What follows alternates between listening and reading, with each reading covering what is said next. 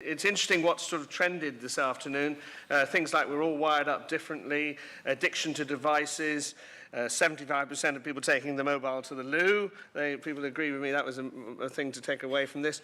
Businesses hide behind social media. If everything's a priority, nothing's a priority. And also this business about failure is an important component of success. I'd just like to ask both of you very, very briefly, the Americans don't regard failure as the kiss of death. Is it going to change in this country, very briefly? I hope so, and as you know, John sort of rightly said, the government are becoming sort of very infatuated with this whole idea of building a culture of entrepreneurialism, but it's generational. You know, Generation X's, we're probably all a bit fixed in our ways, or the bulk of us are, baby boomers are. Maybe the Ys and the Zs might be the people who might change that, because they do have technology now, the ability to fast fail and fast start up. They don't necessarily need huge amounts of money. As John articulated, you could start a business on eBay tomorrow, and as long as you've got the margin model correct.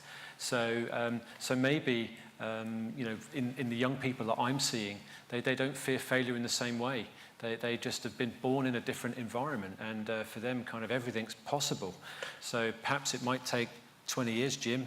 Sounds like Star Trek. It might take 20 years, Jim. Yeah, well, you're sitting in the right chairs, as I observe. But John, I mean, obviously, you know, to some extent, banks or private equity have probably put some money in, and if they lose their money, I mean, what is it in the States that those private equity or banks or investors are prepared to come back again and say, all right, you failed once, but I've still got faith in you? I mean, how does it work differently? Because that's the problem. Yeah, I've just got to say that actually, I was just getting round to the role of the business growth of in Greater Manchester and the access to finance team before I get into real trouble driving back to Manchester today, actually. Yeah. So I was going around to that. Going back to changing the culture of failure, when you can see, it is possible to see change, because if we can see reckless banking become a criminal offence, then it's quite plausible we can see reckless government as a criminal offence. And when we see that, then we'll see change.